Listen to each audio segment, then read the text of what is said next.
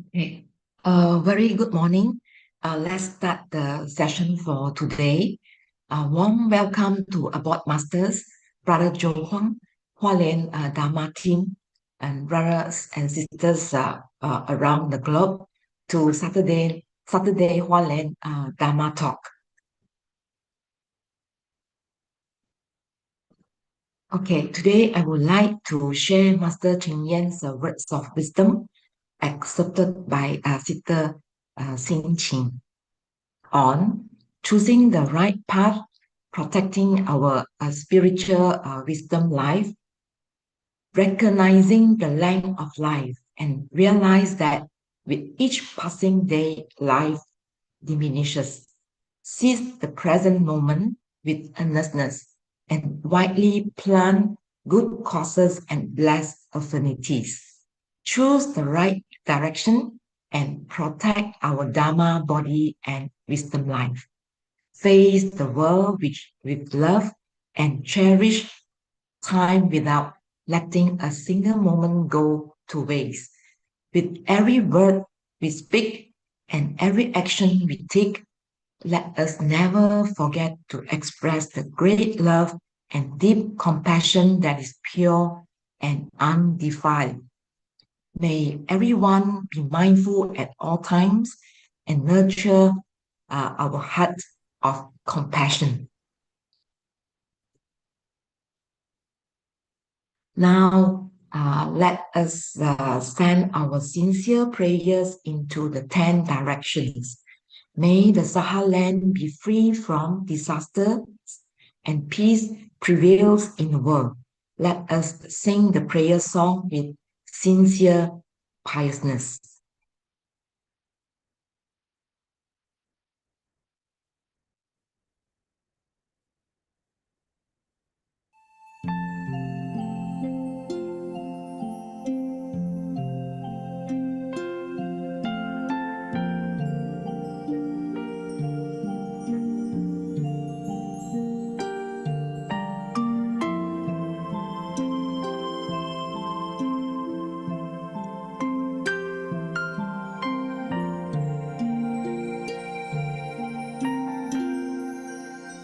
In my heart, I feel deep gratefulness. All my heart is filled with sincere prayer.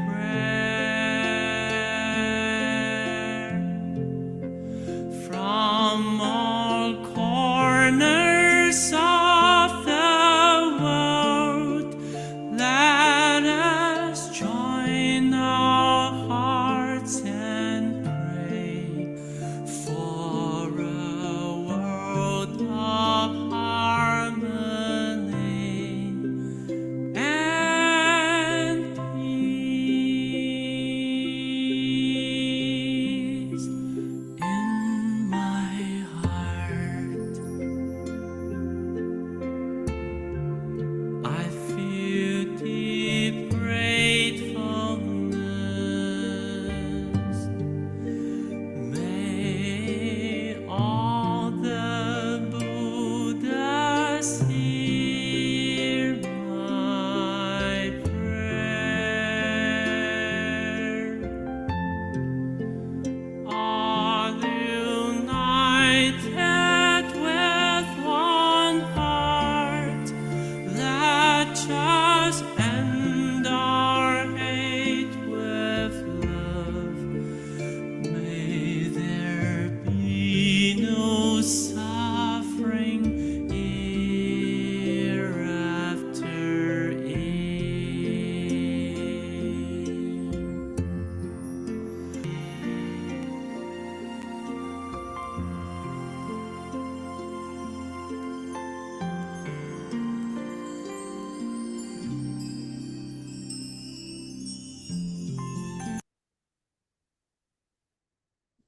May all minds be purified. May there be no, may there be peace in the community. May there be no disasters in the world. Together, we pray for universal love and blessing. With love, with loving respect, gratitude, and confidence, let us wish every person in our lives a healthy body and enlightened mind, and total fulfillment in universal love. Now, let us expand this consciousness to include every person in the world, every being in the universe. Let our unified love make this wonderful world even better. Let us all immerse ourselves in the joyful embrace of universal love.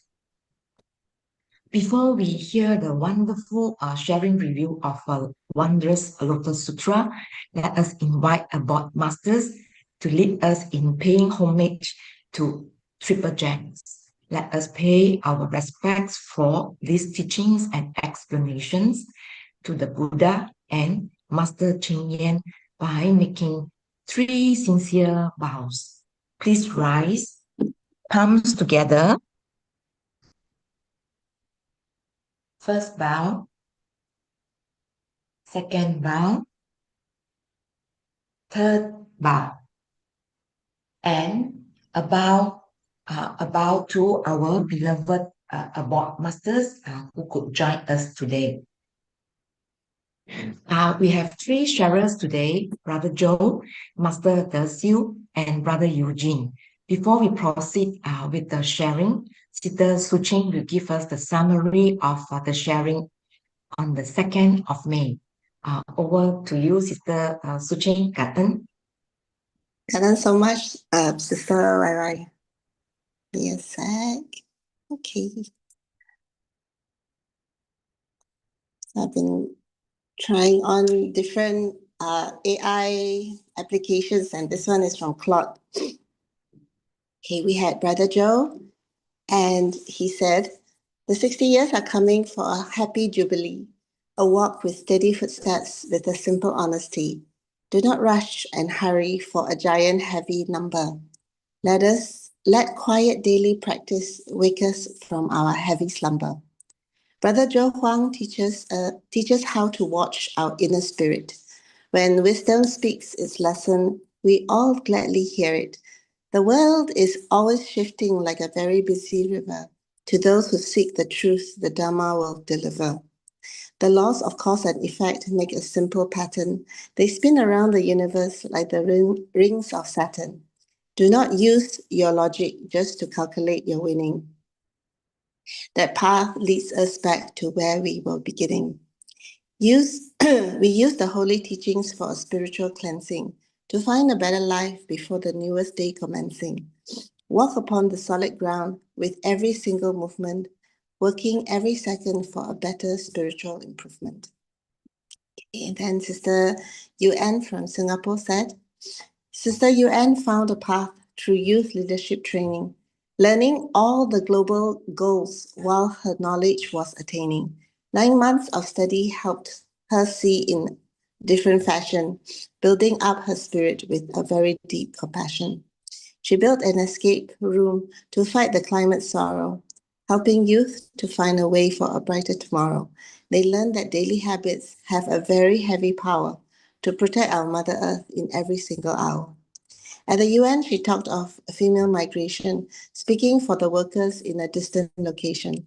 Sister UN shared our daughters in quiet places, bringing local viewpoints from the many different races. Now she takes her students to a village in the Philippines, working with the people through many different scenes. Everyone is working for a spirit of no regretting, building up a better world with every sun setting. And Sister Ying Fan from Malaysia said, Sister Ying Fan worked to bridge the many different connections, sharing hearts of kindness through the many different nations. Youth are like a river that is pure and flowing, with deep compassion that is always very quickly growing. The Echo You initiative was a very creative challenge, helping all the students find a very healthy balance. They baked some vegan cookies that were quite exotic,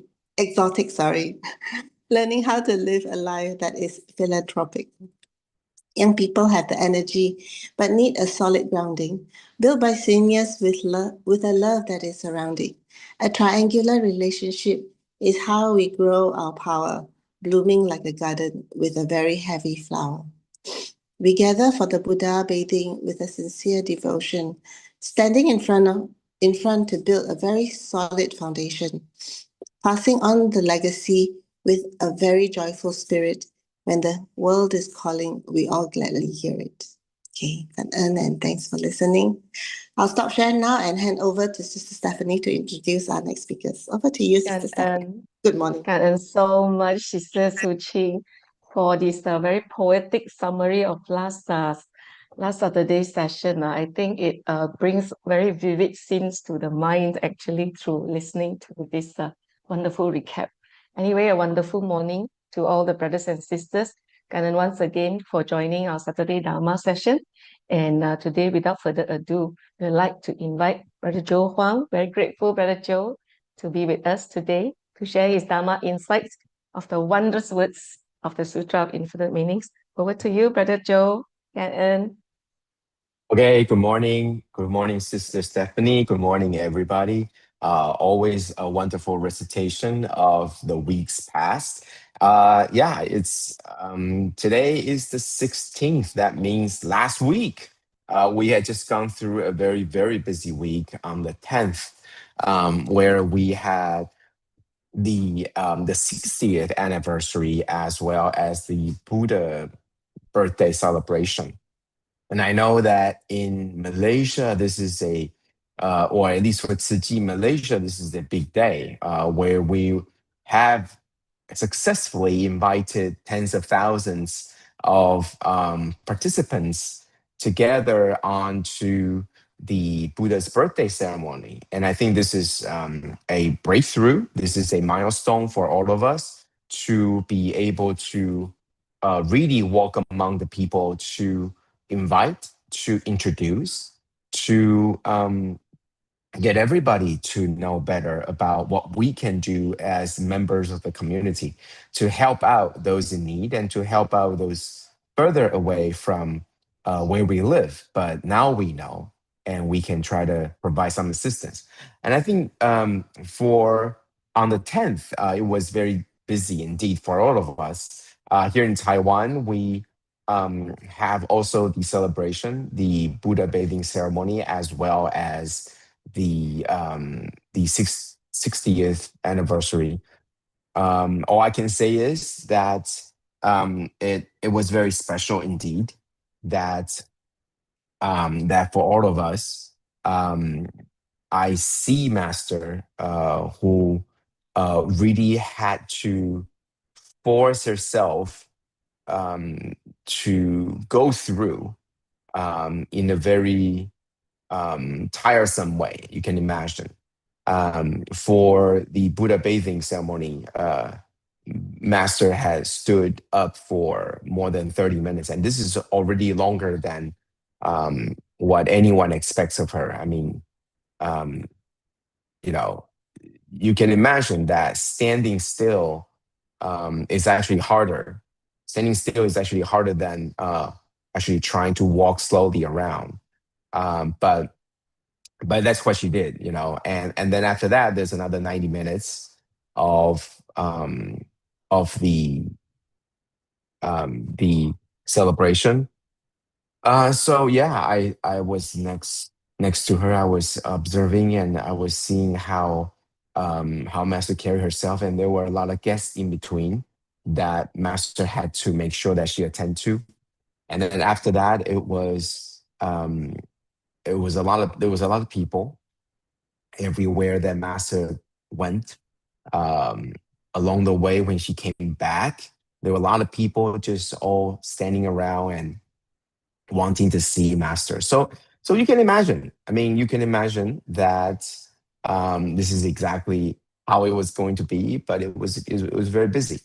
So, and then this week, after the 10th, right, there was already, I think, 3 different board meetings. And then there were all these pre-meetings that Master had to go through before these 3 official board meetings.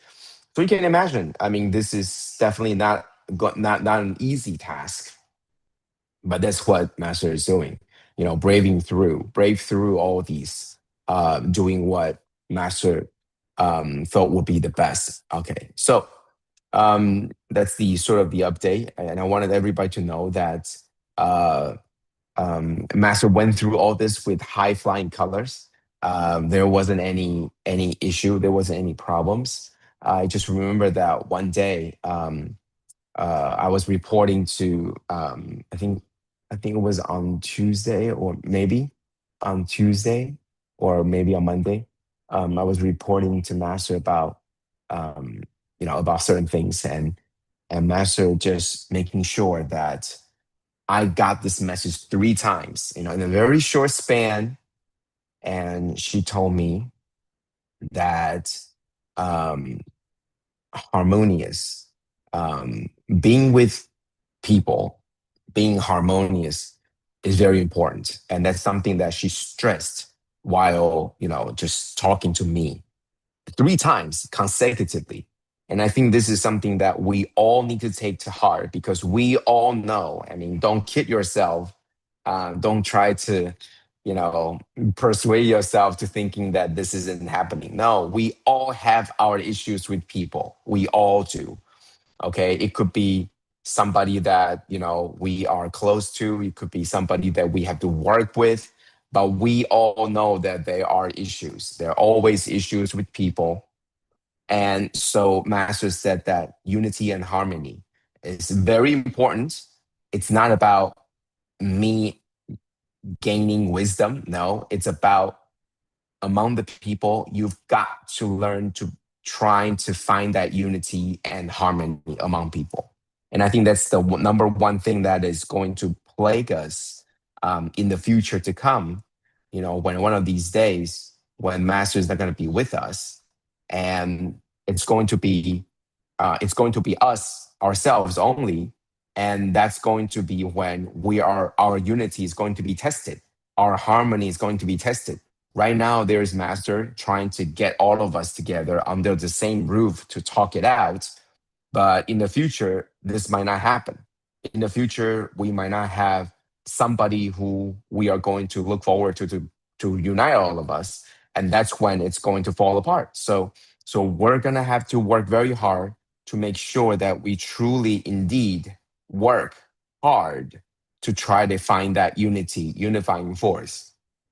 And I think that's something that Master is, making sure that I get this message, because it really seems that sometimes we just thought it was, it was something that's obvious.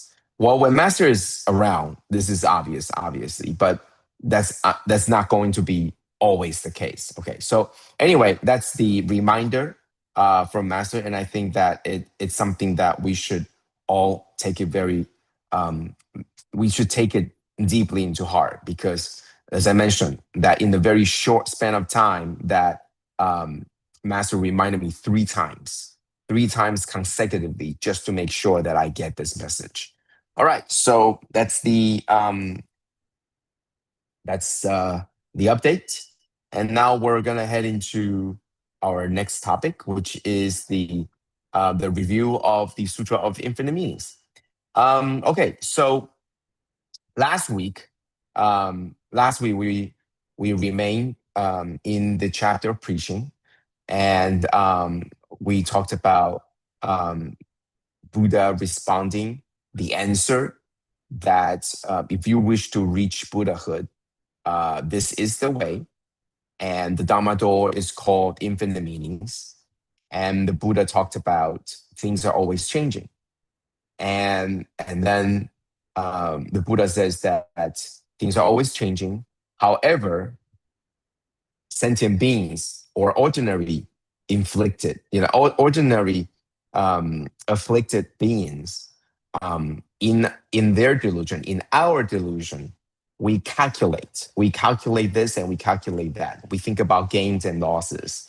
And what does that mean? It means that what the Buddha had just explained to us was that we should observe everything, and that we should observe the the before and the after. We should observe the current. We should observe the present. We should observe everything. And so the perverse delusion is talking about, we think because we observe so carefully, because we observe so keenly, because we have been successful in through our observation to predict, to understand, to know certain things. Because of all that, we now begin to feel that we understand. We now begin to feel that we get it all. That's the problem. That's the delusion. So these two parts that come right after the other, it's almost like it tells you that you should observe carefully and keenly. And then it tells you, well, it will get to a point where you think you've got it all. You think that you observe every factor that there is to see. And you've calculated all these things that there is to calculate. And you have gotten a lot of success from it, but then you would still be wrong in thinking that this is all that there is. This is the delusion. And so because of that, now because we become this master of calculate, and we begin to calculate things. And so somehow these unwholesome thoughts, through accident, through deliberate intention, they'll arise. And then through all this calculate, through all this observation, you create evil karma. And that's what this is saying, that because you become so good at it, there are going to be cases where we fall through. And this is actually talking about human beings. Think about this.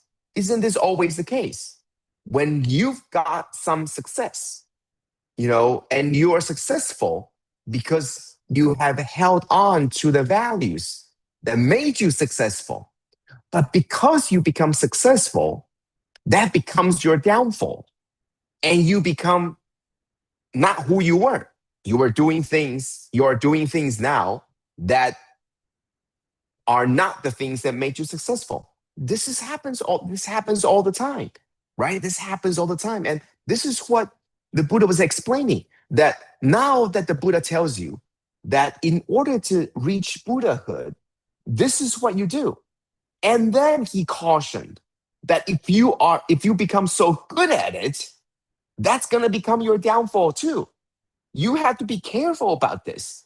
And so that's very true. All right, so we continue. So for countless billions of kalpas, that's a very, very long time, these afflicted, ordinary beings, sentient beings, have been unable to free themselves. We are stuck.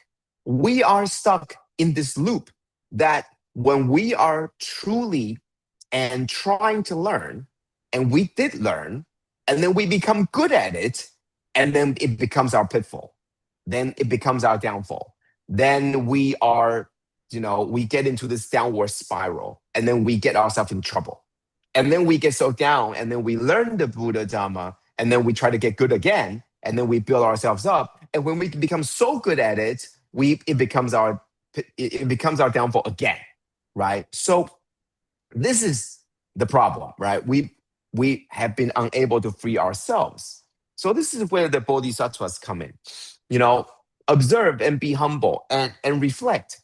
What can I do for these suffering sentient beings who are in this cycle, right? You are in need of Dharma. You take in the Dharma. You learn the Dharma. You become good at it. It becomes part of you. And then the success becomes your downfall. And then you downward spiral and you get into something that's worse. It becomes something that's negative. And now you're going over again. This cycle is something that need help, need some external guidance to help us break out. And so Bodhisattva, Mahasattva, then this is something, these are the teachers. These are the great teachers that walk among the people, right? So they observe the truth. They see this. And then they have this sympathy, this great loving kindness, this compassion, and they see this. They see that they are, the sentient beings want to get out of this jam, and they see that these sentient beings are trapped, and they see that they're in this cycle all the time, getting better, but not able to hold on. They're just falling through again, and then building themselves up to get better, and then falling through again. So these Bodhisattva Mahasattva, these are the great teachers, the great students of Buddha, who had vowed to be the teachers and guides, to guide the sentient beings out of this cycle of suffering, right? They had this sympathy. They had this loving kindness and compassion. They want to understand. They want to save these sentient beings and relieve their sufferings. But what do you do? How do you do that? Observe. Once again, you do the very basic task. You observe the suffering. You understand. You see why this is happening. So once again, this is Buddha in his most basic form. Is telling you that you got to do this, and then it's warning you or warning us that when you become good at it, you are too fixed on it. That's going to be your downfall. And so now you're asking the question, well, then what do? You tell us to do one thing, and we do it. And then we become very good at it.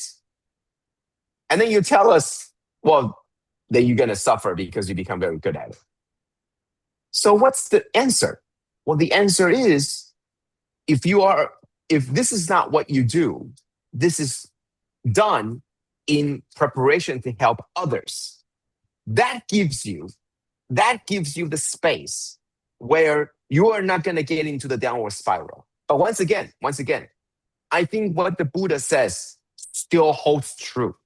Because when you're helping others, you might also become so good at it that it becomes your downward spiral. This becomes true all the time. So how do you safeguard against it? There's going to be answers down the road. So Bodhisattva Mahasattvas, right, with their compassion and loving kindness, they go among the people to be with sentient beings full of affliction and delusions. And this is very hard, right? So this motivation is important for Bodhisattvas. This is strong motivation. You need a strong compassion. You need something strong to guide you, to try to help them. And then the worst part is, I think, is always the hardest part, is seeing the people that you're helping, seeing the sentient beings that you're helping, and knowing that they're in this cycle, this loop of suffering, and then trying to help them break out only to see that they get sucked back into this cycle. This is what happens, right?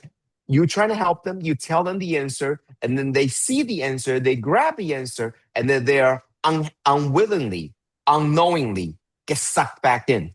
This is very difficult, right? So unable to bear, to see the suffering, even though it happens all the time and it repeats itself, you need a very strong motivation. And this is where it differs, that the motivation, right?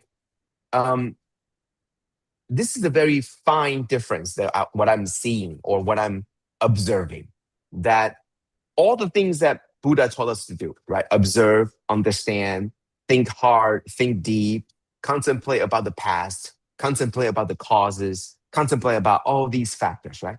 This is all very fine. These are all tools. We're going to use the tools, we're going to learn the tools, and we're going to become very good with the tools. But at the end of the day, these are all just tools. The objective of the Buddha isn't for us to be very good with the tools, okay? The objective isn't for us to be very good with the tools. That's not the objective.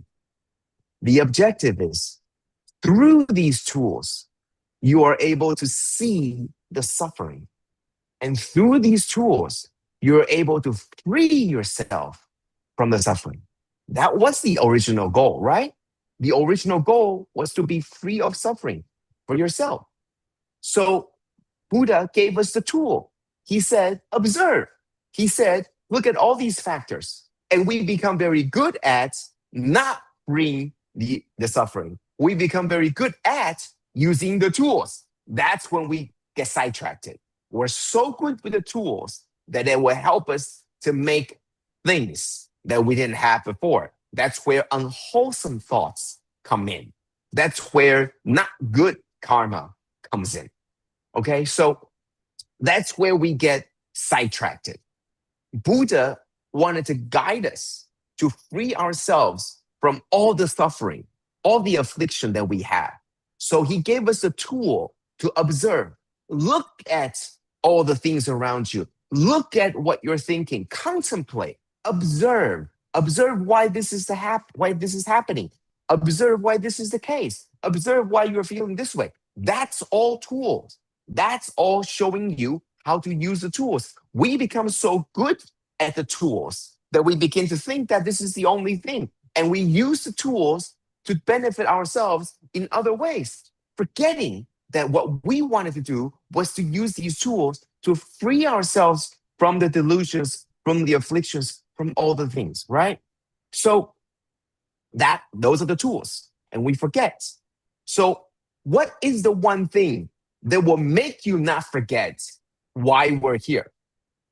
And I think that the Buddha was very keen to guide us that you have to use this tool wisely within your environment, within your surroundings. Everywhere you see, you can use this tool, but not using this tool for your gain, but rather use this tool to observe other people's suffering, right? You started off, imagine this, you started off by asking the question, how do I reach Buddhahood?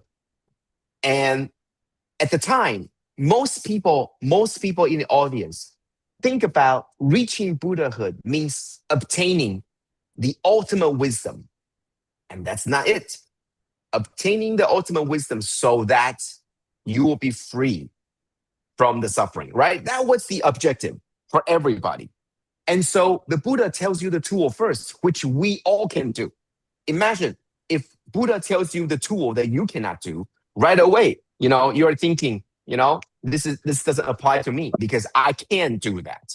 But Buddha gave us the tool that we all can use.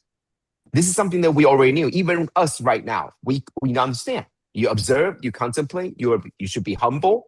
And while you're observing, you contemplate about all the past, the present. You understand things are changing. You understand that everything is variable. You see where this is going. You see that where this came from.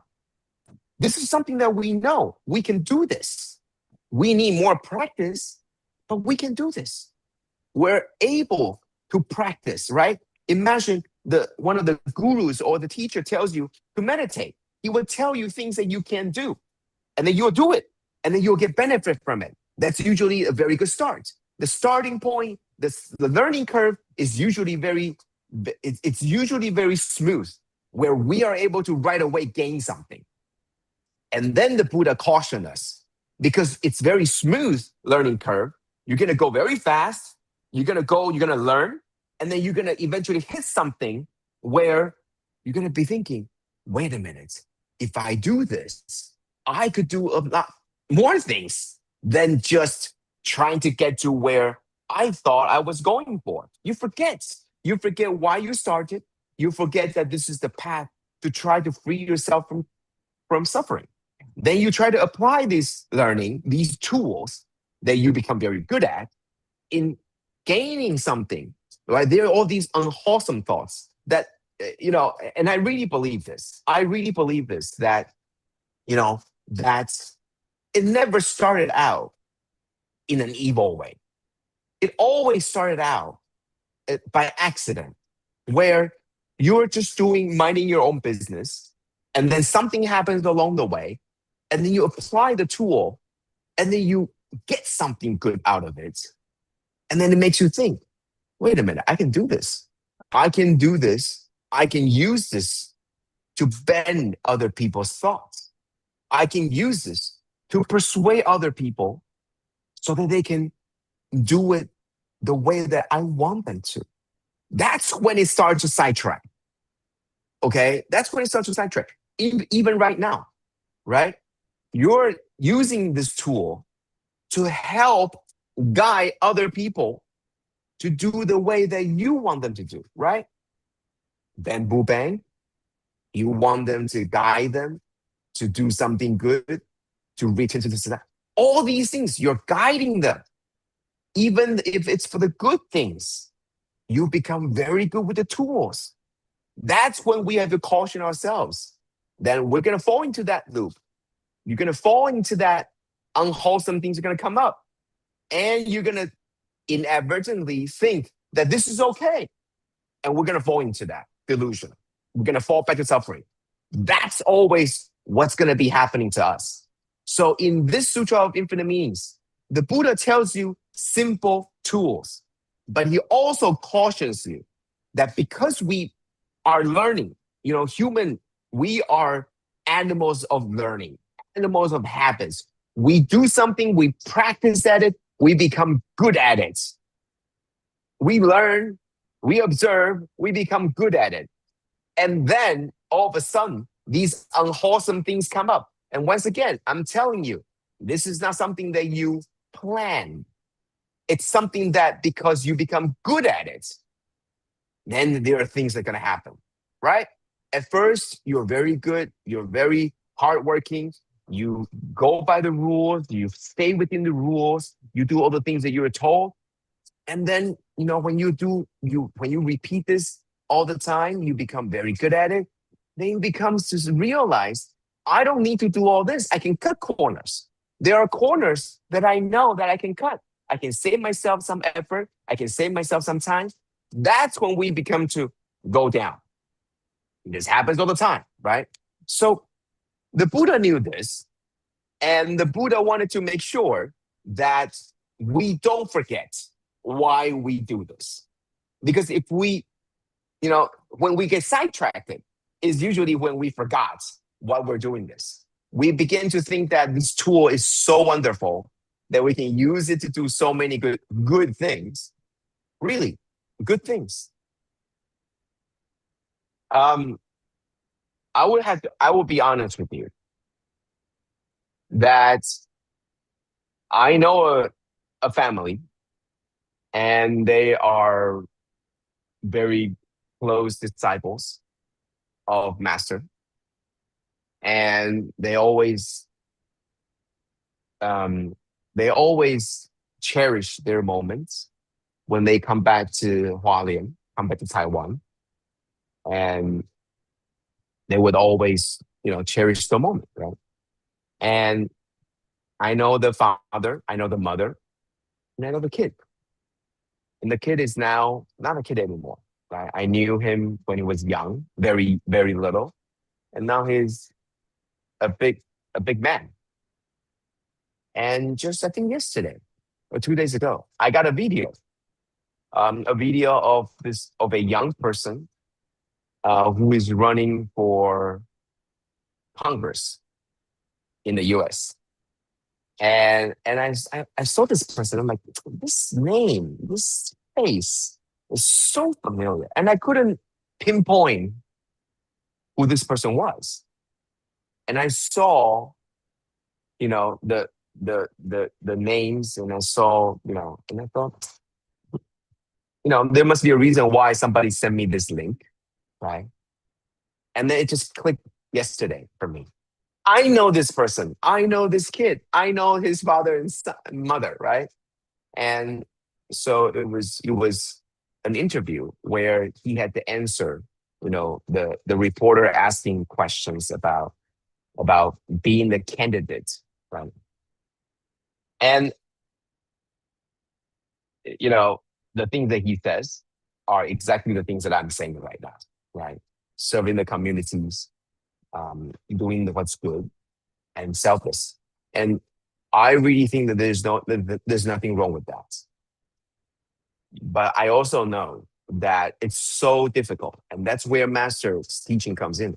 Why is it that Master doesn't want us to get into politics? Because you never start out evil. You never start out thinking that you're going to do something bad. You never. It was always good intention, right? But that environment is an environment where it's so easy for you to get sidetracked, for you to forget why you started doing this. You know, you start to get into negotiations.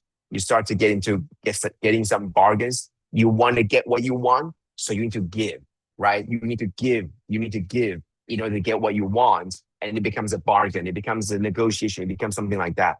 And I am not saying that this is bad. I'm just saying that Master gave us this protector because she knew that most of us, when we get into that environment, most of us are not going to do very well in terms of keeping our original intention. And I'm not sure if for this young man, I'm sure if he put his effort into it, he's going to be a great politician. But I'm not sure if that's going to go with your original intention. And this is where I think Buddha came in to give us this safeguard. And once again, it's only a safeguard. It doesn't mean that it's always going to work. It just means that that's something that you need to remind yourself. You need to have the compassion. Go back to your original intention. What was your intention that started you out on this journey? What was it? It was the suffering. Don't forget that, because we're going to use the tools for something else. So remember the suffering. Sometimes it's hard to see your own because you're doing so well. You're observing, you're making good progress. You forgot. And then Master wanted to protect us so that we don't get into the environment where we are going to fail a lot easier. Buddha was the same thing, setting us into this environment where look at all the suffering. Remember, you are here to relieve that suffering from yourself.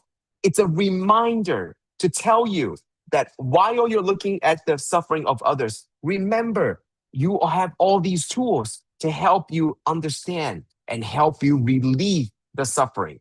I really think that that was that's something that Buddha gave us as a guardrail so that we don't forget what we were trying to do at first. All right. So thank you. And today we used a little bit more time than I was supposed to get into that point. But it really just get into that, thinking about this young kid that I knew. And I wish him all the best, in his endeavor as a politician, in his political career. And I wish he never lose his original intentions, that he remembers why. He remembers the serving of the community. He remembers the teachings. And that's the only thing that I can wish for him. All right. Thank you all. And I wish everybody a wonderful, wonderful weekend. And very soon, it's now the middle of May. And in another 2 weeks, it will be the end of May. Imagine that. It's amazingly fast. Thank you and have a wonderful, wonderful weekend. Thank you.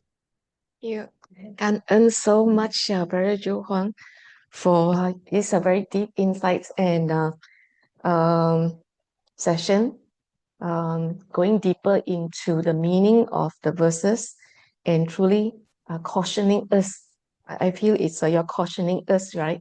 To protect us, from spiraling down as we continue to grow or learn, and reminding us that always as we observe, we really have to watch what's going on inside us.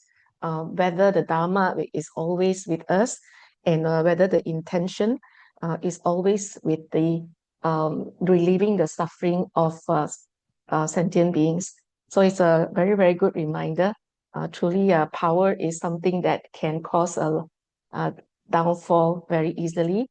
And the conditions, very, very vigilant of the conditions that we get ourselves into. Very kind and so much once again. Brother Huang. And this really happens very easily without us realizing, especially when we become very, very good. Thank you so much. So we are very grateful today we also have Master De Xiu, from the abode, who will bring to us learnings on the sixth perfection, which is the last two perfection of Samadhi and wisdom. Now, before we start, maybe can we invite everyone to switch on your camera so that we can take a group photo with Brother Joe Huang and also Shifu. Yeah, is Shifu in the, sorry, let me see if Shifu is on the platform already. Shifu De Xiu. I don't think I see Shifu here yet.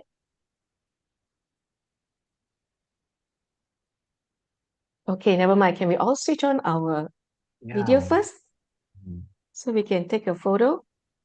And is it convenient for the rest of the brothers and sisters to switch on your camera?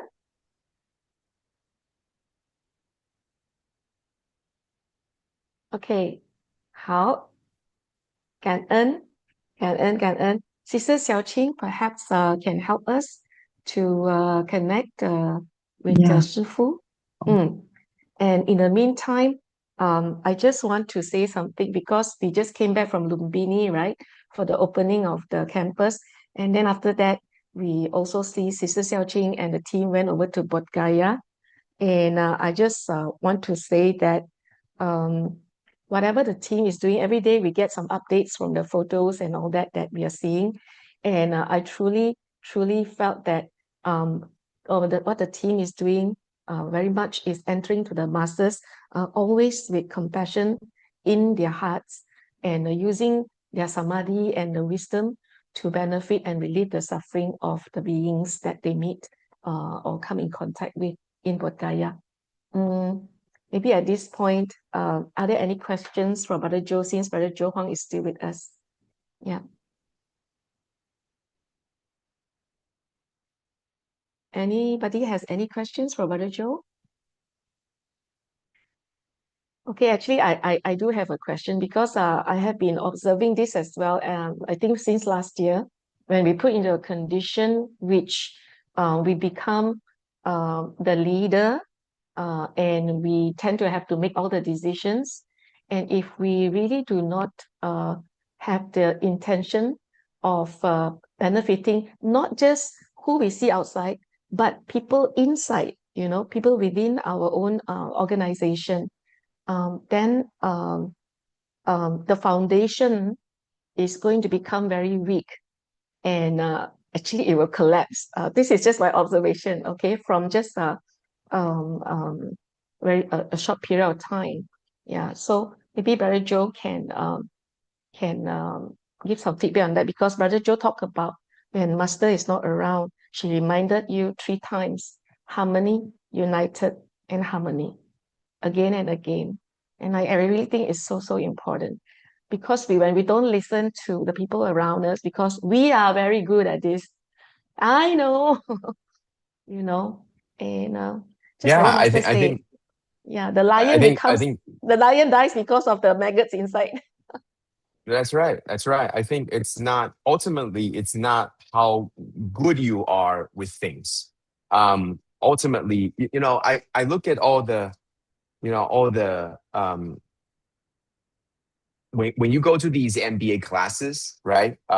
Then they tells you, how you need to change, how you need to observe, how you need to make sure that certain things, you observe the trend, right? You learn the stories of how the cassette goes out, how Sony was the top, how Ericsson, the phone company, how the digital camera, and then it all of a sudden just goes away, right?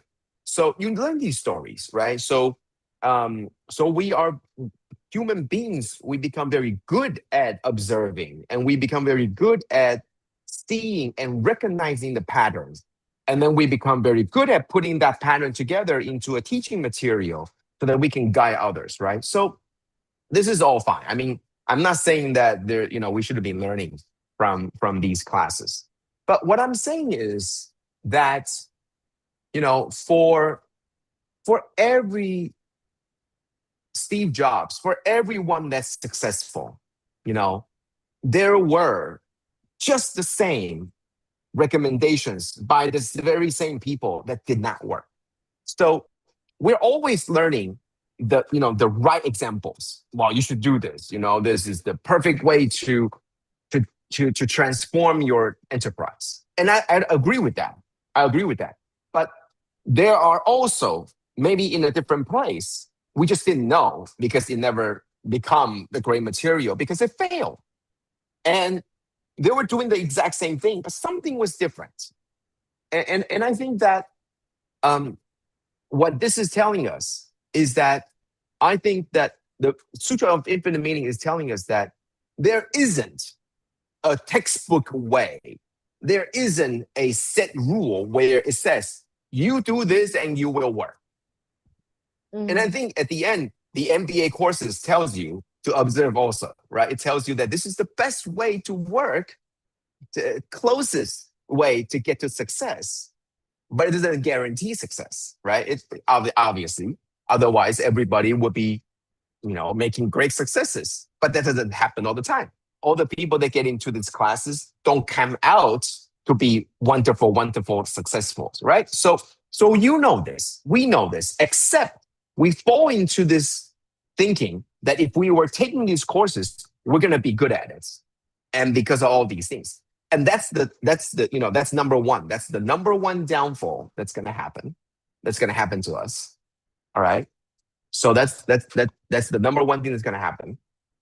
And then later on, when we are getting into, when we become even good at it, that's when we're not so good at it. But when we become very good at it, then it actually gets worse. And so I want to come back to, what Sister Stephanie said about being a leader, being an officer or whatnot. You are a leader because you're good at something. So when that happens, you have to be aware. That's why Master says, right? When there are praises, that's a warning. And this is what the Sutra of Infinite Meaning is. I think the passage that we just looked at is trying to tell us that I'm going to give you the tool and you're going to get good at it. And we all know this. We're all going to get good at it. Through enough practice, we're going to get good at it. So what are we going to do next? Be careful, right? Or what about, right? So I think that inevitably, even if you're very good at it, you're going to fail. And that's the recognition that we have to have. So the delusion is, hang on a second, okay?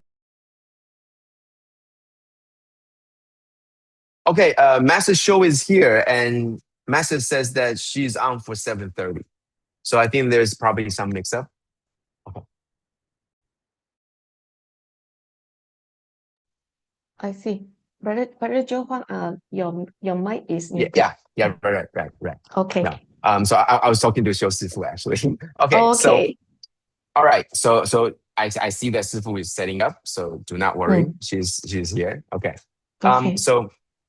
So what I wanted to say is that I believe that we're gonna fail even when we're getting very good at something, because that's just part of, that's just gonna be part of the reality that even if we're very good at it, we're still gonna fail, right? Even if you're very healthy, you're walking, you might still trip and fall. That's just gonna be the nature of things. So when that happens, it's not your ability that will help you. It's going to be we as a group to help pick us up, right? Maybe you were hit by something that you didn't see. Well, if you have enough eyes, you will see that it's coming from your blind side. And so other people will tell you that. But if you're not in a group where this works, if you are all looking at the same direction, you're all feeling the same way, then you're not even going to be able to find out what hits you. So unity becomes important. Unity means not just putting like-minded people together. It's being able to unite people of different backgrounds and feelings. If you're not able to do that, that's not true unity. Then you just basically, gathering with the people of like-mindedness. That's not going to help you. It's not going to help you. Wow. Look at when Master was building hospital, right? She Mm. put herself among the people where they are experts in building hospitals, not among the commissioners who have no idea how to build a hospital. Master makes sure that she listens to the expert opinions. And then there were a lot of difficulties, right? And then she will go back to the commissioners to get energy and also provide energy, and then come back to these experts. You always have to have these difference of opinion. That's unity. That's unity. Master doesn't just, sit herself among the people that talks about the same thing. She has to listen. That's why we have these. And let me tell you, she doesn't like it because all these people, they're so stubborn, right? But that's part of the truth. You just have to go through with it. You need this. That's going to have to. And so every time that Master looks at some disaster events, some suffering, it reminds her that that's what I need to do. Unite people of different backgrounds and people of expertise, people of compassion, people of abilities, people of professionals, and then combining them into something that's a greater force. Because you can't possibly do it alone with the people of compassion. You got to do with other people, right? So that's what unity, harmony is needed. But it's so easy for us to just find the groups where we agree with each other all the time, because it makes things easier. So, on the path of compassion, we are not looking for a path that's easier. We are looking, if you remember your original intention, was to relieve suffering. Yeah. The answer isn't which path is easier. The answer is, how do I relieve suffering? And we oftentimes, get it mistaken. And I agree with that. Imagine if you're a leader, everybody is so tired. You're telling me you're finding a path that's very difficult. I'm not going to pick you as a leader. I'm so tired. We're all so tired. And we're doing something good too. But we're all tired. And now you're telling me you're not finding a path that's easiest for all of us. It's going to be hard on you too. So that's going to be a lot of adjustment. That's where the Lotus Sutra comes in, right? There's the burning house, the phantom, all these things are coming in. Exactly, the conjure city. So that's where all it comes in. But as a leader, right, we have to have the wisdom, not just picking the easiest path. Yes. And always remember, right? And sometimes not even picking the best path. What do you mean? Oh, but I think that it's not just about the wisdom. It's about, I really believe this, that even if it's not one person being so powerful that you will be making the right decisions all the time. No. But I really think that Master is setting us up so that she knew that we will inevitably fail one day. If we haven't already failed, we would fail. And the only way that we can pick ourselves up is when we have a strong group of diversity, of people of different backgrounds, so that we can pick ourselves up, remember not to make the same mistake, and figure out, well, then what do I do? I was very good at doing that, but it failed. What do I do next? Somebody will come and provide what they think might be better, and then we will go forward. Any group that fail mostly due to, it's because they couldn't get themselves up again, or they fail and they didn't learn their lesson. And we're going to fail as a group if we don't learn our lessons, and if we can figure out a better way to do things to not fail. And that's what unity and harmony is going to help you. Mutual love and cooperation. Because without that, it's not about how wise you are. It's about, can you get yourself back up after failure? Okay? All right, I see that Master Show is getting ready. Yes, I'm very grateful, Brother Joe, once again. Those words are strong, but they go straight deep into the hearts of everyone, I hope. Yeah. Myself, yes. Can't earn so much. Can't earn so Jayo. much for this Jayo. extra bonus session. Yes, and we look forward to have Master Tercio. Master Tercio. Yeah, Master Tercio is here with us. Yeah, Can earn. A very good morning to Master Tercio, who has joined us now. And she will share about the paramitas of Samadhi and wisdom. Good morning, Master. Can earn for joining us. Good morning. I'm sorry for late. It's okay. Prepare the file.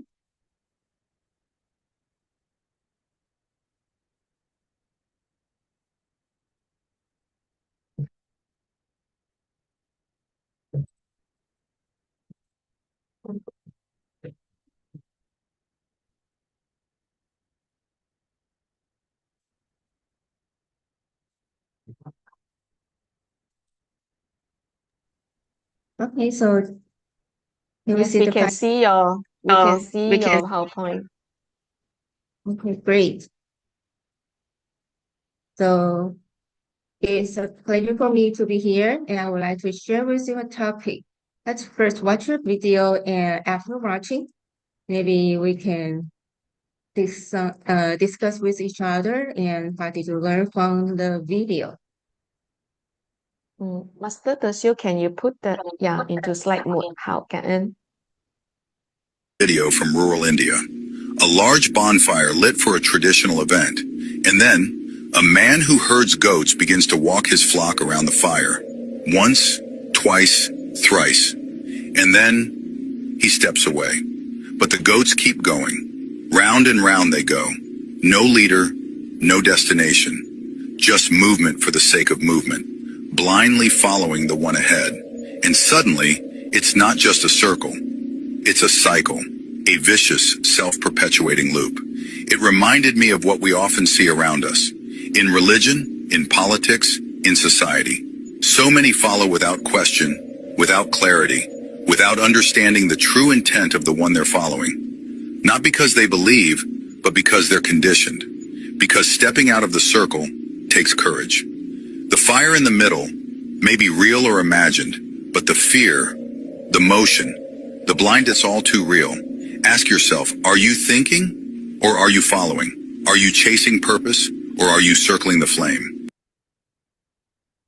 So the true danger is not the fire itself, but the lack of wisdom that there's people to follow blindly without purpose.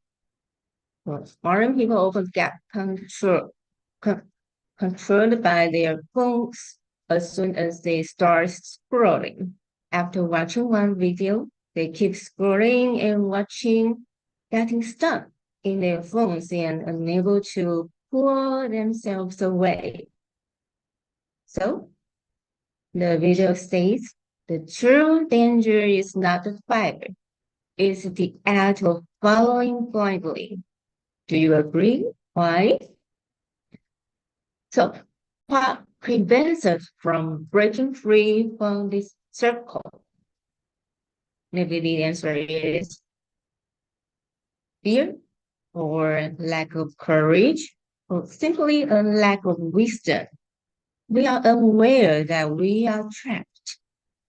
So wisdom allows us to remain clear-headed and discerning, helping us distinguish truth from falsehood and avoid losing our way, even when everyone else is moving in the same direction.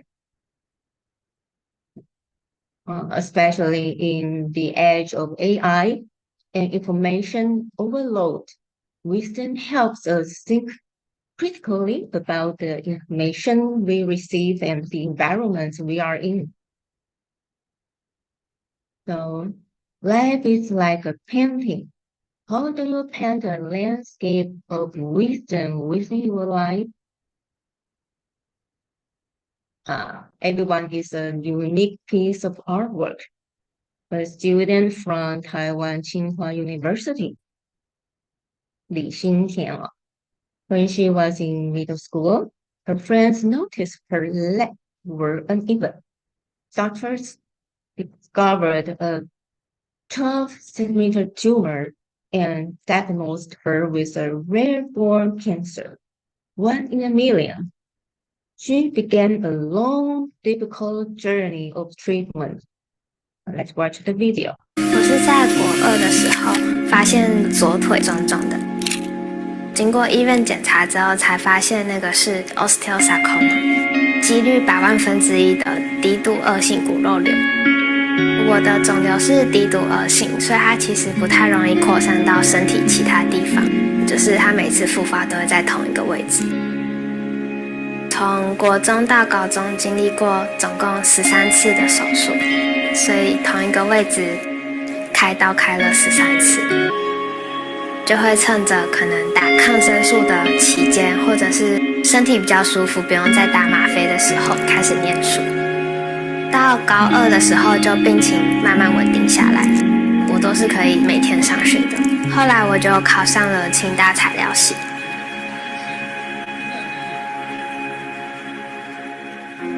到大学可以自由行走之后，我就参加了蛮多活动，像是华优社担任美宣，参加男友会的返乡服务营。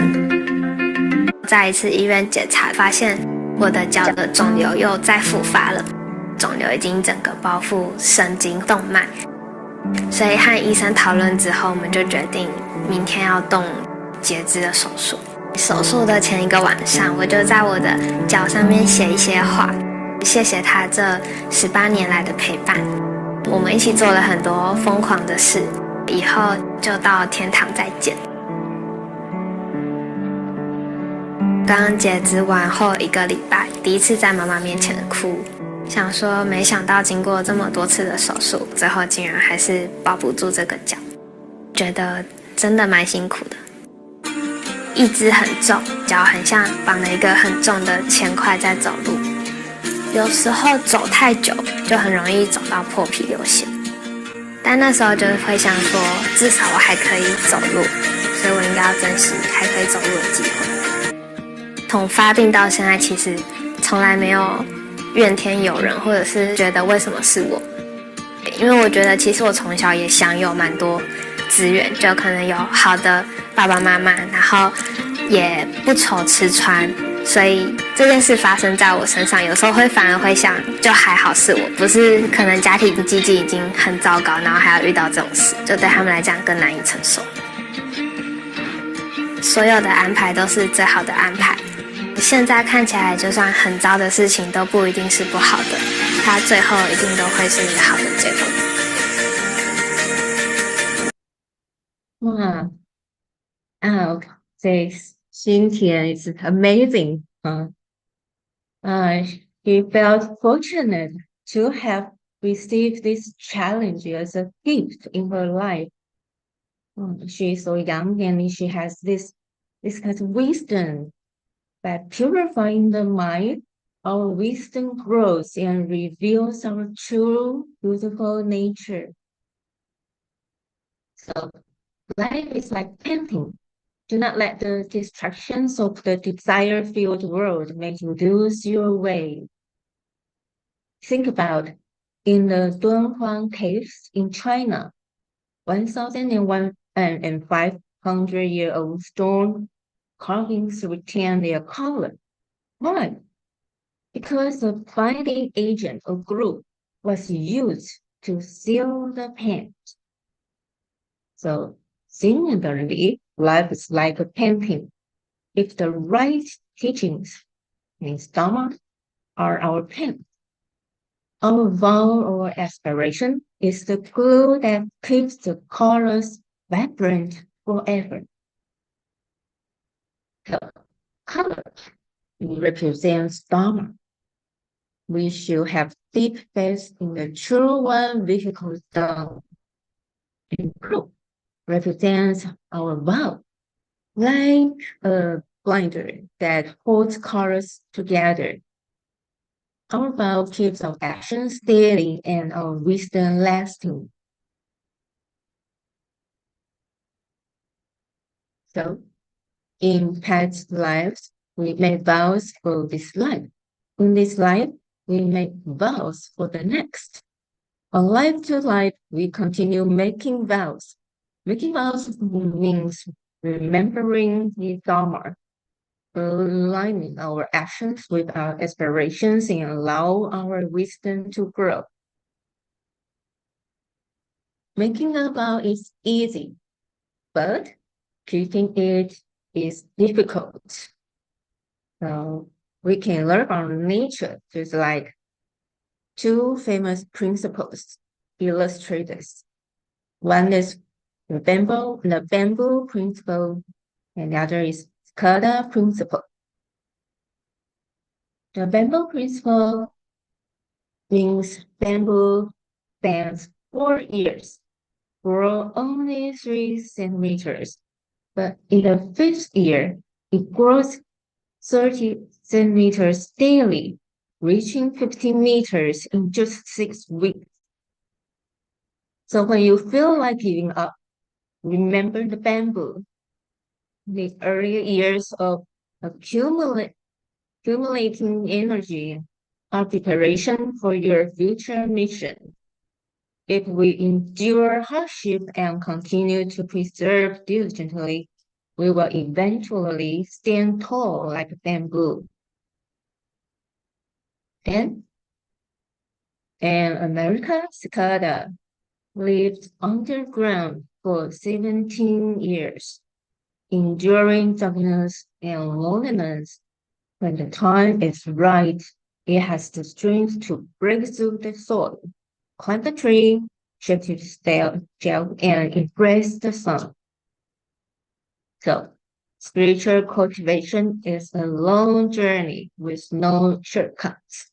One must move forward step by step, burning and steadily planting each footfall, always upholding the original aspiration and working toward the path of Buddhahood. Just like our Tzu used determine the mission, turn each fleeting moment into eternity. Let's watch the video about one of the Tzu members from Philippines. 回想今年1月回台受证时，师公上人第一句话问我：“今天是要来受证委员的吗？”当时师公上人叮咛我要往委员的方向精进，并鼓励我快快进来。回去后，我努力参加培训，不辜负师公上人的期望，用奔跑的速度再次回到你的面前，接受委员受证。希望没有让师公上人久等。感恩师公上人创办慈济，也感恩爸爸接引我到慈济。从一个喜欢比较和计较的我，慢慢学会了感恩。感恩能在一生中遇到无数的贵人，感恩一切的因缘。不好因缘教会我修行的决心，好因缘让我增强道心。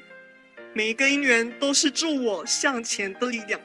看到了现在年轻人呐，他们愿意穿上了会员的制服，他们呢梳的头啊，就会感觉到说啊，这不就是我青年时代吗？就是我的生态过来的啦，长长的头发变得2条的辫子，而且呢把它再结上来，这不就是呢？过去几十年前呢，曾经有过，看到了这一群，真的感觉好亲哦，很贴心。Yeah. So I feel that the joy. Her name is Joy.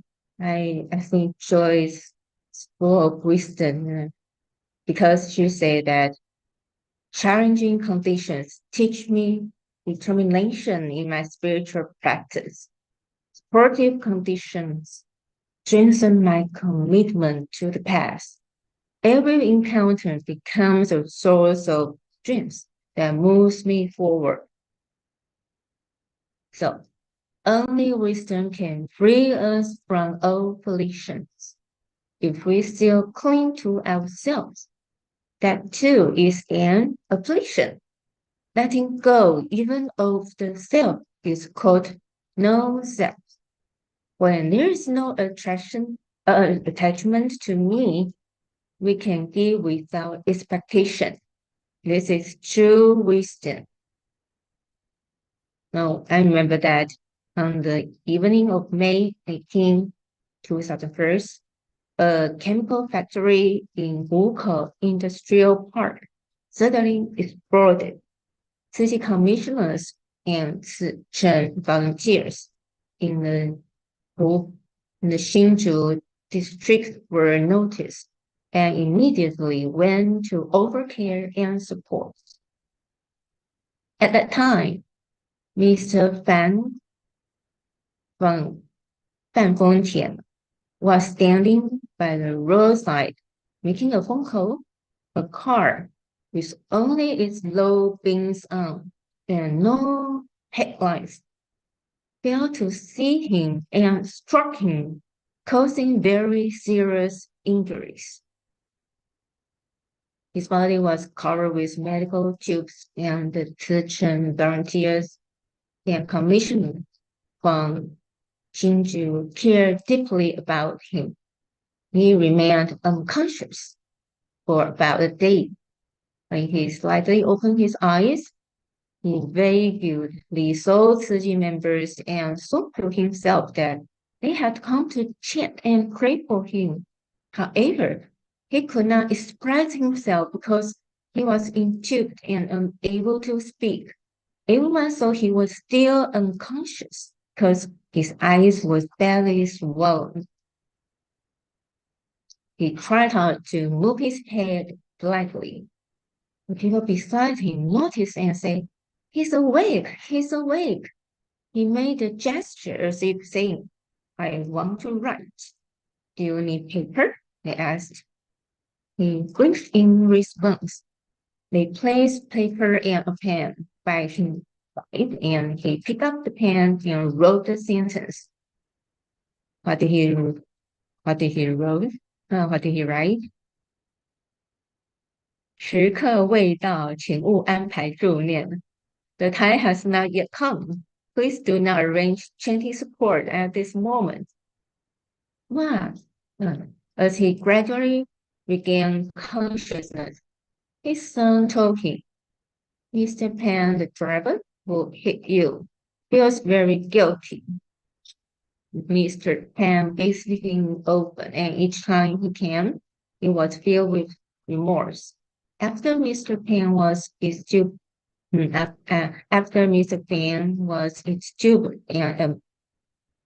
able to speak, he said to him, "There is no hatred between us, and you will never intentionally hit me. We have no agreement, and I will not simply stand there waiting for you to crash into me. Life is all about causes and conditions. Because of this karmic affinity, you happen to run into me. This is simply a matter of affinity. The first thing I want you to know is that one of my eyes cannot see light, and the doctor said I need surgery. If this eye cannot be saved, I will not blame you, nor will I ask you for compensation. The second thing I want to tell you is this: do not blame yourself. This is all due to causes and conditions, so you do not need to feel guilty. Later he said, although I was unconscious, my mind was still clear. I kept reminding myself that I could not die. I could not leave my master in confusion, nor could I leave Tzu Ji in confusion. My single soul was to keep reminding myself and hold firmly to that determination. Patient in the same were so Tzu Ji members coming and going and was deeply moved by their conversations. He said, I also want to join Tzu Ji. So Master praised him, saying that at the critical moment between life and death, Mr. Fan's mind was not disturbed at all and remained very steady. He was firm about the path and he would walk in his life, what he would do, and how he would treat others with dignity. So, no matter what circumstances arise, being able to maintain a calm and clear mind, this is true wisdom. When our awake nature becomes entangled with afflictions, that is delusion. When wisdom is obstructed by afflictions, that is ignorance. So in Chinese caricature, Gui is composed of white and reverse, meaning to turn away from darkness and return to brightness. It means to leave what is wrong and return to what is right. And the key is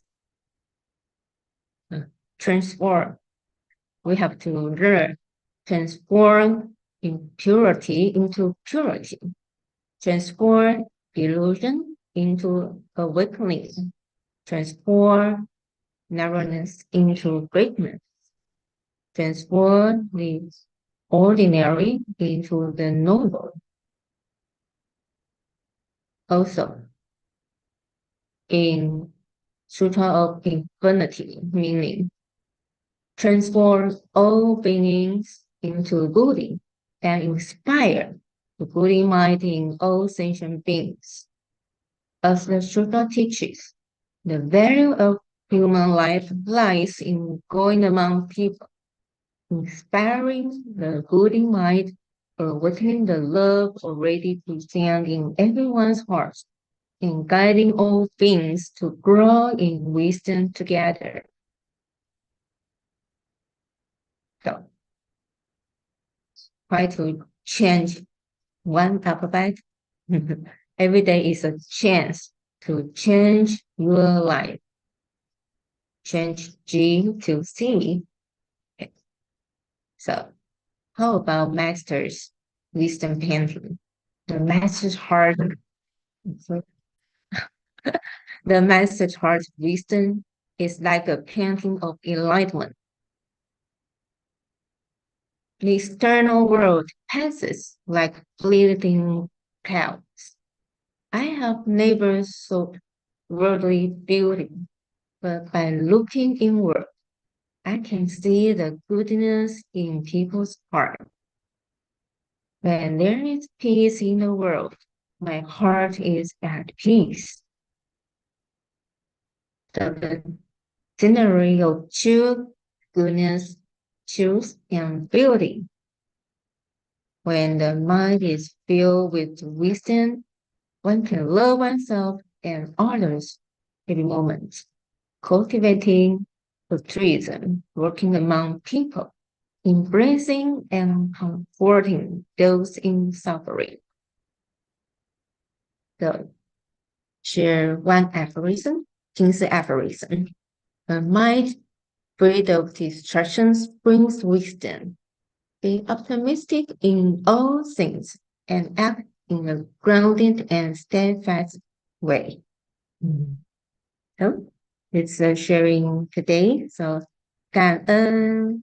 Thanks for your listening and thanks for your time. Thank you. 感恩 so much to our 师父的修 for a wonderful, very insightful, very heartfelt, and inspiring session all in one. We hope to have Sifu come back again and share with us all these wonderful stories that are very good examples of what Sifu is trying to teach us today, so that we can continue to serve when we have this samadhi, with samadhi and wisdom. Because compassion needs to come with samadhi and wisdom, right? And do not forget that the aspiration, our vow, is the glue that will bind us all together. Cảm ơn so much once again, Sư Phụ. Cảm ơn. Yeah, maybe now that Sư Phụ is here, can we all switch on our video so that we can take a group photo with Sư Phụ before we invite Brother Eugene to share with us. Can we all please switch on our video? Sư Phụ, where is Sư Phụ now? Okay, just give Sư Phụ a moment. Okay, well, today's two wonderful sharing from Brother Joe Huang. We also find the answer is in Shifu's sharing, right? Okay, Shifu is back. Shall we take a group photo with Shifu? All the brothers and sisters, please, can you switch on your video? Those who are convenient. Yeah, Sister YY, help us take a photo, right? Cảm ơn. Hảo. Hảo, cảm ơn. Cảm ơn so much, Sư Phụ. All right, now we shall move on to Brother Eugene. Brother Eugene Tang who will share with us. Just let me check the title again. Sorry. Brother Eugene is going to share with us. Yeah, Brother Eugene is from Singapore. He's sharing with us how a smile is restored. Yeah, beyond treatment. And this is restoring confidence. Over to you, Brother Eugene. Good morning, Master, Jinsa aboard Masters and brothers and sisters. Yeah, being a dentist, right? We always talk about smile. So smile is central to our team in our daily work. So let me just share the screen.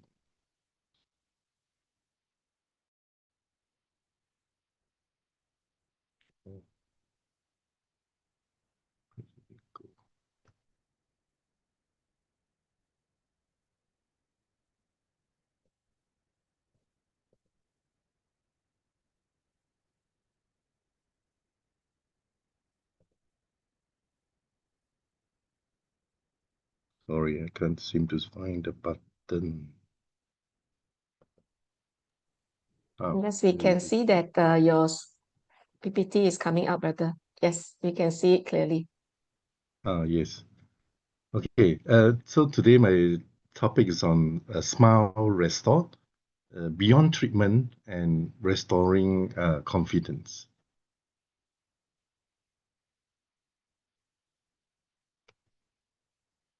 So today I want to talk a little bit about insight from a recent Tzu medical mission to Cambodia.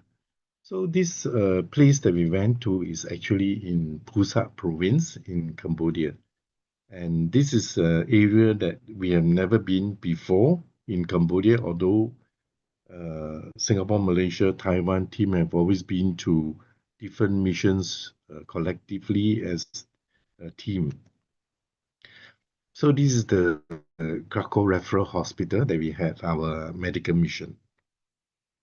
This time a little bit different in the sense that the residents that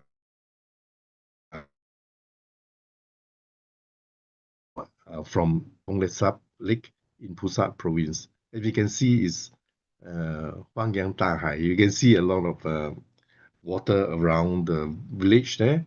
And this is unusual in the sense that the people, in order to come for the mission, they have to actually take the little boats, as you can see there, and come to the place to have the mission. And what do they do for a living? They actually are fishermen, most of them. So they actually catch fishes and then they sell them in the market and for a living. So it is first time. So in order to, tell people about the mission. We actually send out volunteers to inform the residents about the medical mission way before the mission, so that they will know that, oh, okay, the mission is going to be over 3 days. And during the 3 days, all the treatment that's available is medical, dental, TCM. These are all the treatment available. So we actually have volunteers going there. And, when I had this thing to share about it, I actually say, oh dear, I don't have very much Dharma insight into what am I sharing. But today, Brother Joe Huang came to the rescue, and he said, well, to go among the people, to be with sentient being full of affliction, this is very hard. Sometimes for us to make a decision to go, we have to calculate, right? We want to calculate, oh, maybe how many days leave we have to take, how much I have to spend to go for the trip, or what are the events I'm going to miss. Oh, this meal I'm going to miss with my family, that little gathering I'm going to miss all the fun that I have with my friend. So sometimes we are very calculative. Indeed, very true. Uh, in order to make ourselves free of delusion, we actually have to forget about all these calculations and then say, what is the right thing to do? We just go and do it. So indeed, you can see there are lots of people waiting for us for the treatment. And because of the crowd down there, we have to be mindful what we do. We cannot just say, oh, today I'll treat, do this, do that. We have to be mindful. So many people waiting for you, right? You have to apportion your time. You cannot say, I only want to treat this type of people, or I only want to treat the type of people because that's my specialty, but that's my special liking. You cannot choose, okay? You just have to go with the flow. And you must understand that every patient comes with a story. Everyone has his own story. And this story is where I'm going to share today, a smile restore. So you can see that's a dental setup down there. And you can see in the dental setup, there are lots of volunteers around waiting for the patient to come in. So this is just preparatory, a lot of preparatory work for this treatment.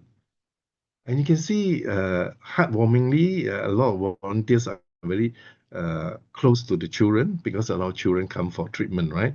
So we have prepared little balloons here, little toy here in order to distract them. Children are very fearful of seeing the dentist, correct? So we want to make sure they are not fearful.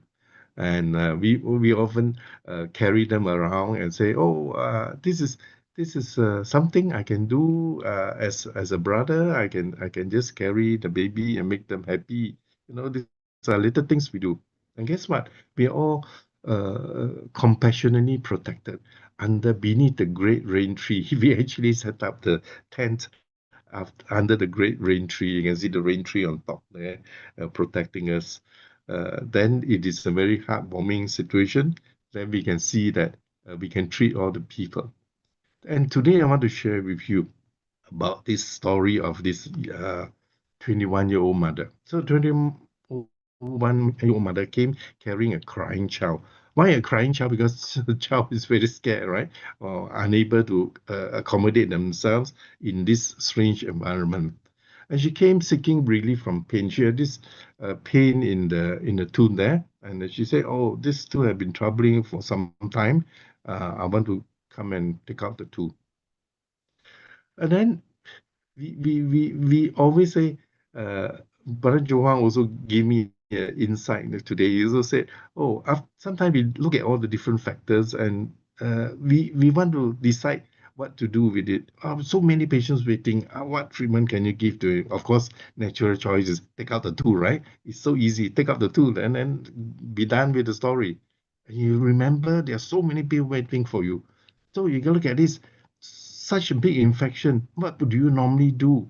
Does it mean that you just simply take out the tooth? But don't forget, she's a 21-year-old mother, okay? 21 years so young. Take out the tooth, are you going to wear a denture? Things like that. So extraction, easiest decision. You just finish extraction, 15 minutes, you're done. And then if you do root canal treatment, you want to save the tooth, you do root canal treatment, that is 1 hour, 50 minutes. Do you have the time? Right? So these are the challenges. You have to decide what are you going to do. So the child was As you can see, hanging tightly to the mother, wouldn't let go. So the whole treatment, we just have to treat the mother in this condition, and the child wouldn't let go, keep pressing on the mother, you know. But in the end, we choose root canal treatment and doing a filling instead of extraction. So we did a lot of work.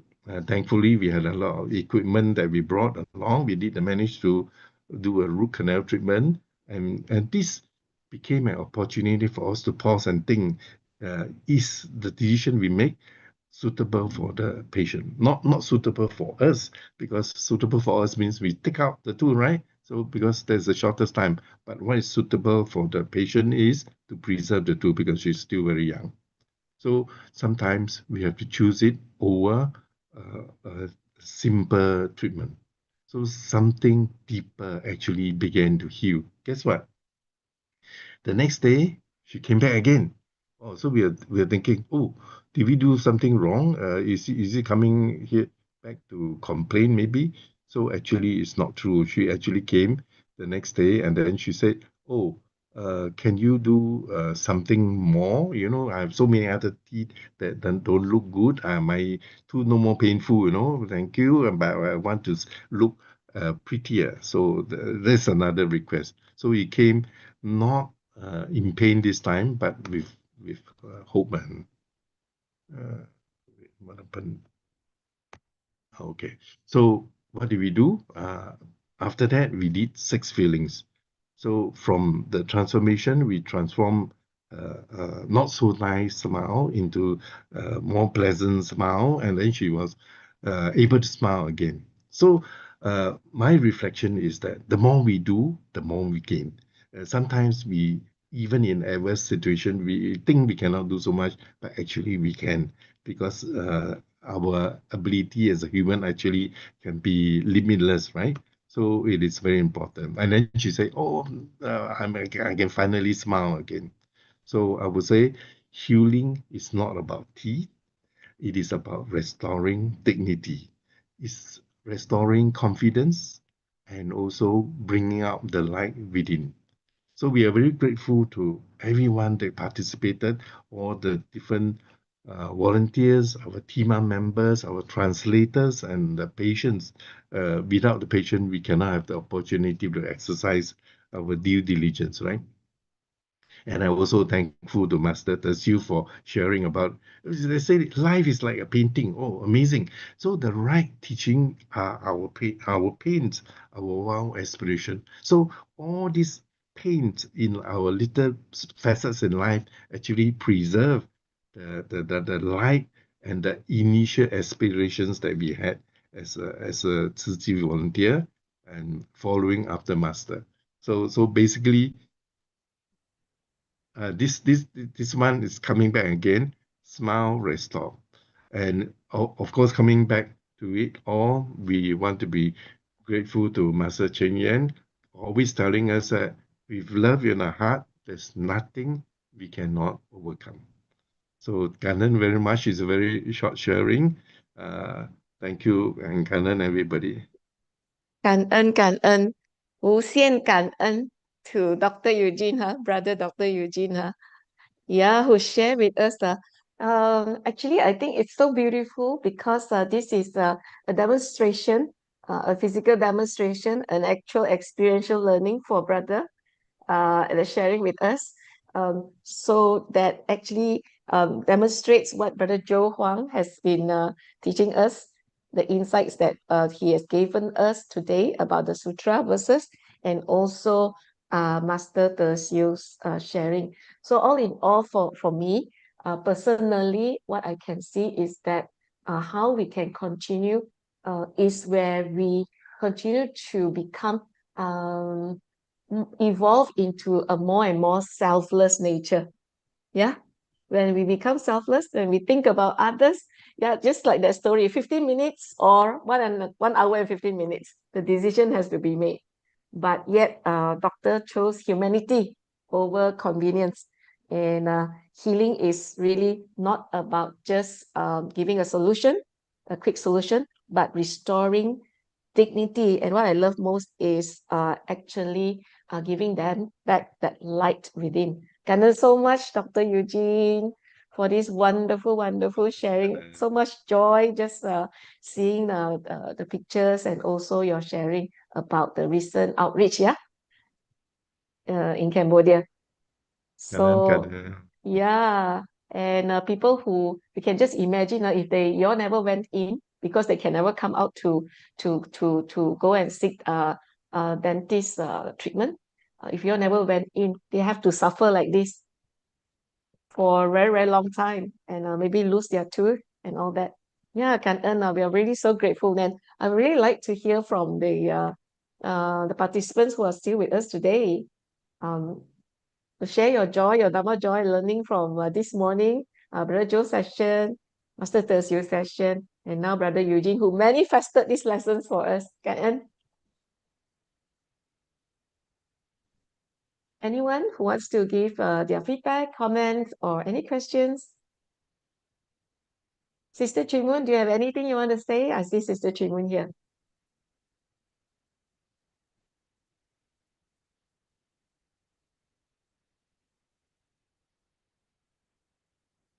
Okay.